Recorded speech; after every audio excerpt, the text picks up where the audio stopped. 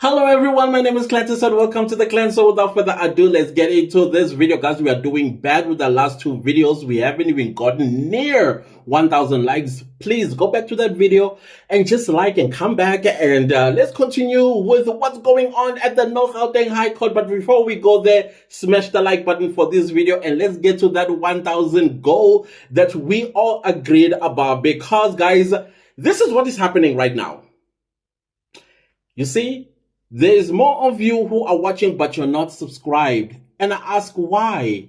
Are we that bad here? Because clearly you keep coming back for more. It says 40,000 of you come back to this channel every single day to watch the videos. So why don't you subscribe if you are enjoying what you are watching? I don't understand. And I don't understand the person that just click on the video and does not click the like. It takes a millisecond. Please don't behave like a 30%. I beg. Thank you so much for that.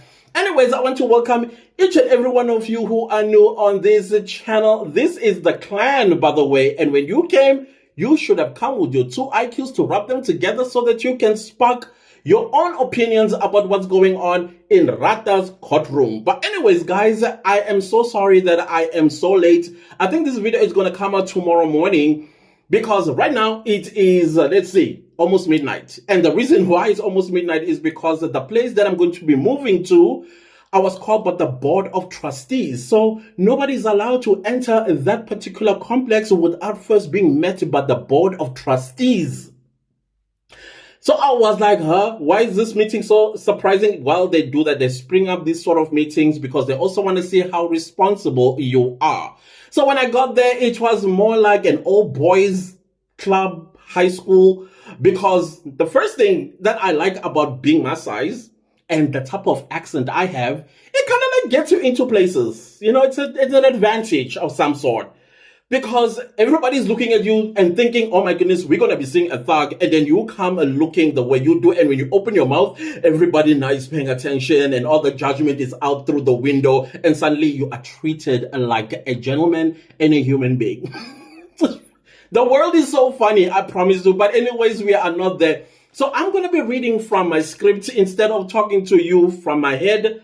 Regarding my script, yeah, I'm kind of like Ngome Zulu as well. Since I was in primary school, when I was terrified of examination, I used to be terrified of the word examination. So to kind of like shortcut that, I used to memorize my exercise books, all of them.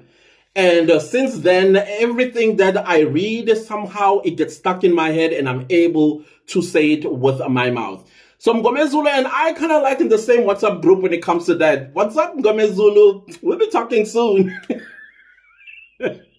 Anyways, guys, let me start with my script so that I can be as fast as possible and go to bed because I have a busy one tomorrow.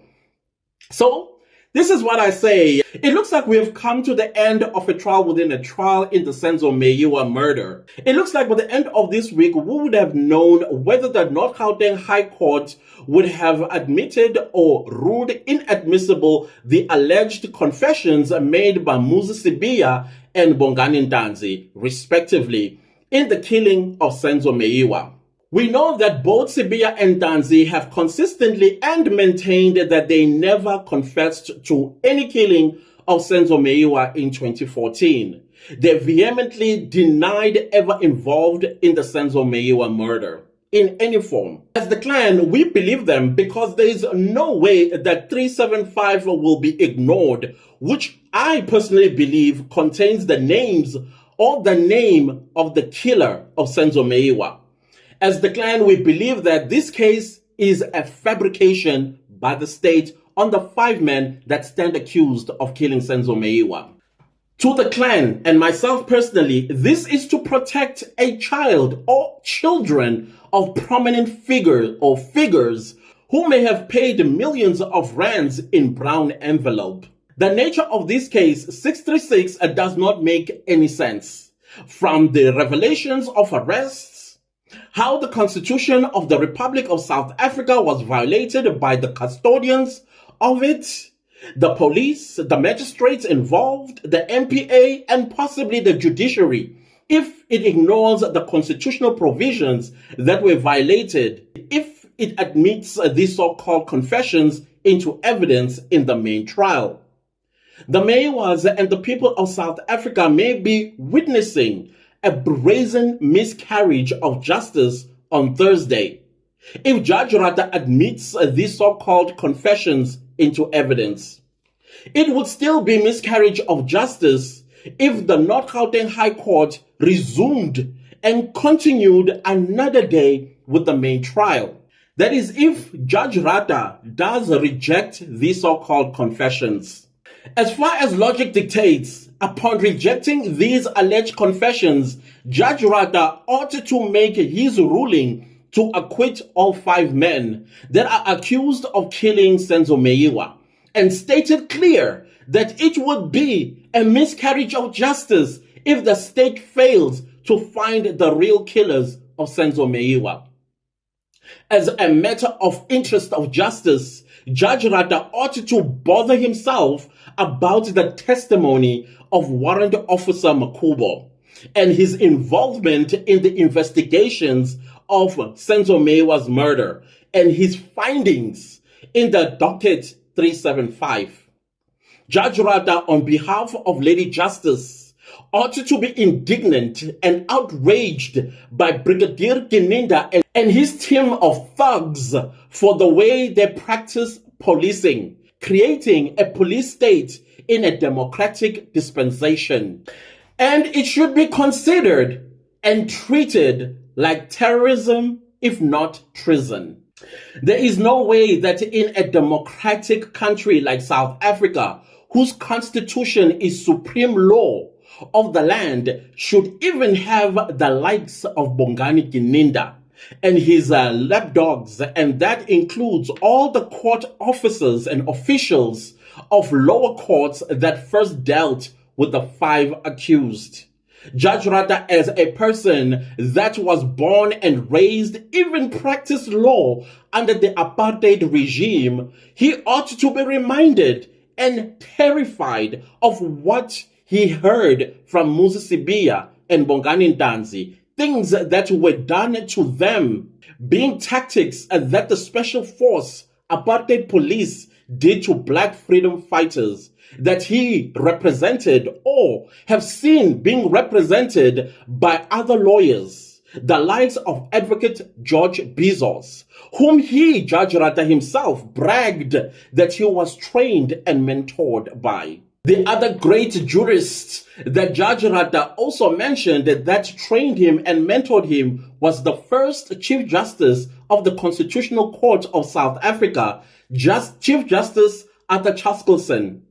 I read about him, and as a person who trained Judge Rata Mokgoatleng, he probably witnessed Advocate Arthur Chaskalson in action at the Rivonia trial in 1963 to 1964, defending struggle heroes like Nelson Mandela and many.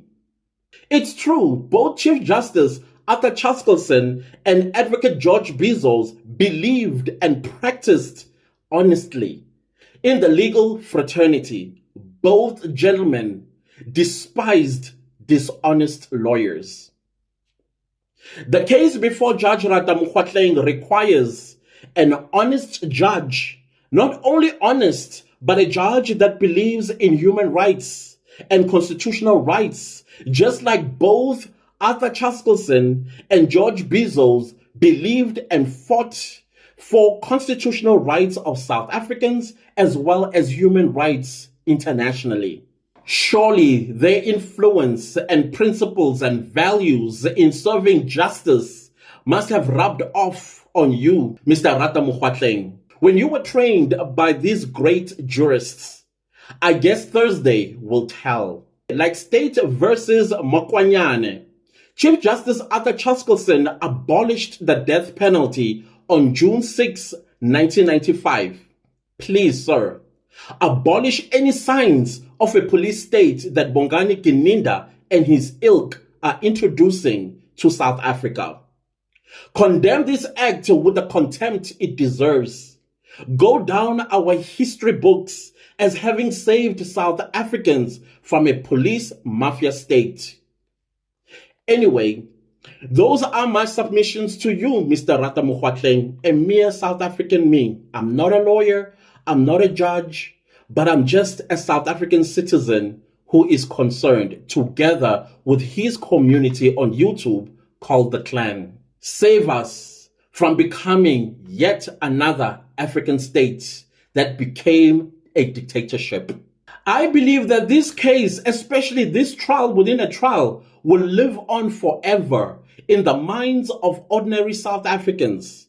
I also believe that it's going to be an interesting case study for first-year law students all around the world, where South African cases are on international law journals and even textbooks. Just my last thought, Mr. Mokgwatleng, those are my thoughts as I and the clan await your landmark ruling on Thursday. Godspeed. So if you are still interested in what transpired at the Gauteng High Court today, well, Mr. Ramusipili took the stand and began his own heads of argument. And boy, oh boy, he was great. If you thought Mr. Mngomezulu was awesome on Friday, you should have watched Mr. Ramusipili. I was like this. Wow, this is great. I love what you just said. Yes, that was my reaction, guys. That was my reaction. That's how impressed I was with Mr. Ramusipili. I was also quite impressed with Mr. Mnisi. Though he did a brief address, even though he did mention that he is satisfied with what Mr. Mngomezulu had presented to the court. Same goes with Mr. Nxumalo and Advocate Mshololo. I thought that was great because the last thing that we needed is the other defense attorney and lawyers standing up and sounding like a broken record, saying things that already been said by Mr. Ramusipili as well as Mr. Mngomezulu. So I thought, great. I don't know what their heads of argument say, but they say they stand by them and also support what both these gentlemen have done, and they've done an amazing job. One day, Mr. Mngomezulu and Mr. Ramusipili and all the other lawyers will be known as the greatest jurist minds of this country. You watch and see. Well, Mr. Ramusipili came to court with guns blazing. Not once did he get intimidated by the judge. In fact, I saw a Mr. Ramusipili who was assertive, firm, and stood his ground, even though Judge Rata tried several times to just cut him off and try to confuse him. But Mr. Ramusipili, who was ready for him and all his tricks, and it was beautiful to watch. I was super impressed with Mr. Ramusipili. I must also say that I was very impressed with the other defense lawyers not adding too many hands in the broth for fear of spoiling it.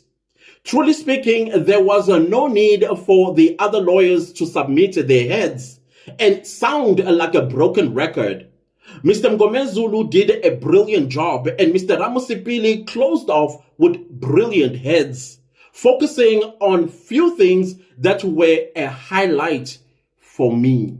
The state's case in the trial within a trial is rigid. It based its argument on denying that Muzi and Bongani were ever assaulted, yet their grainy pictures and deceptive witnesses never proved beyond a reasonable doubt that the two were never assaulted.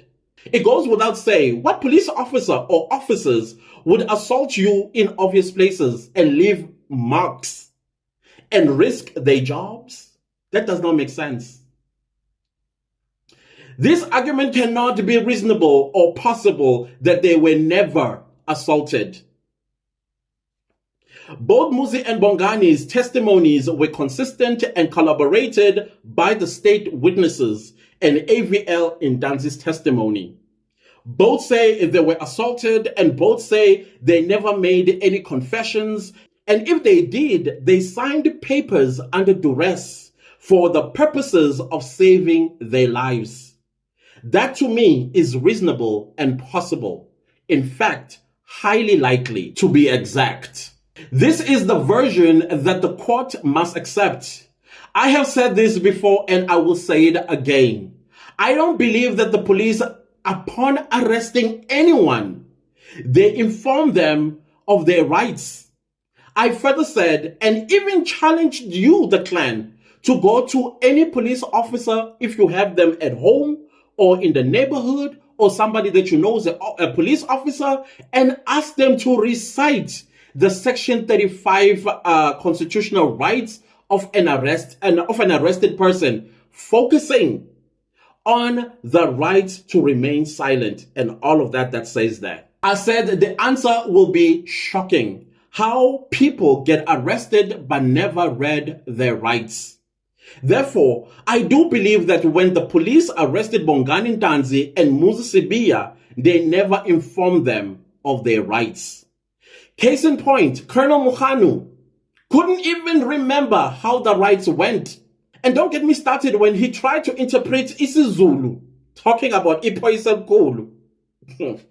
That almost broke the internet with laughter.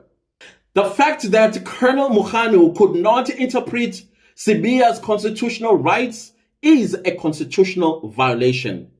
Entering both of these gentlemen's homes without the provisions of Section 35 of the Constitution are still violation of their constitutional rights. Running all over the country with dangerous suspects for over 40 hours and 17 hours respectively with no sleep is definitely another form of torture. Handcuffs tightly tied behind the suspect is definitely another form of torture. Not giving the suspect food for all this time they were gallivanting with them all over these places is definitely another form of torture. Taking them to pointings out without an interpreter is definitely a constitutional right violation. The list goes on, and all of these violations, we heard them in the trial within a trial. And then you tell yourself that these so-called alleged confessions are legit. You definitely are a 30%er if you think like that.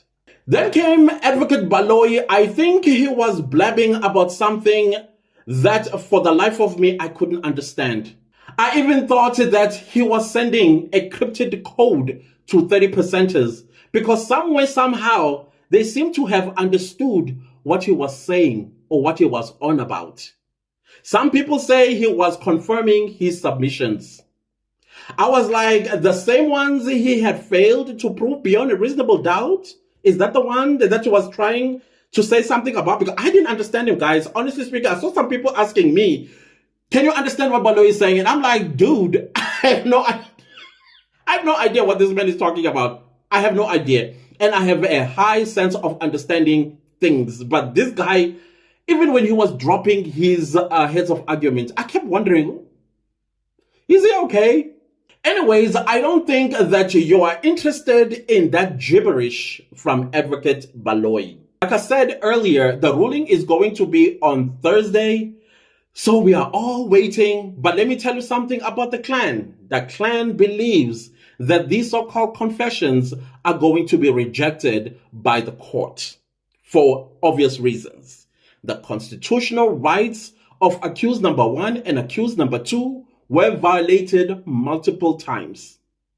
Starting from the arrest down to their own comfort when they needed to sleep and rest and not be gallivanting with them all over these places. So as the client, we are not stressed. These confessions are inadmissible. I think Judge Rada will deliver a scathing judgment on the police and the investigators.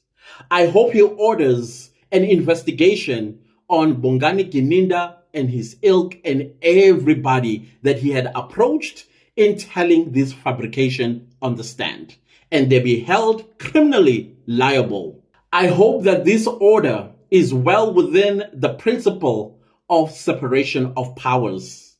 I would hate to see Judge Rada overreaching. Anyways, that is it, dear clan members. We are getting closer to justice for Senzo Meyiwa and his family, especially his mother. Docket 375, make your way to the front. I predict an acquittal for the 5 accused once the main trial resumes, hopefully next week, Monday.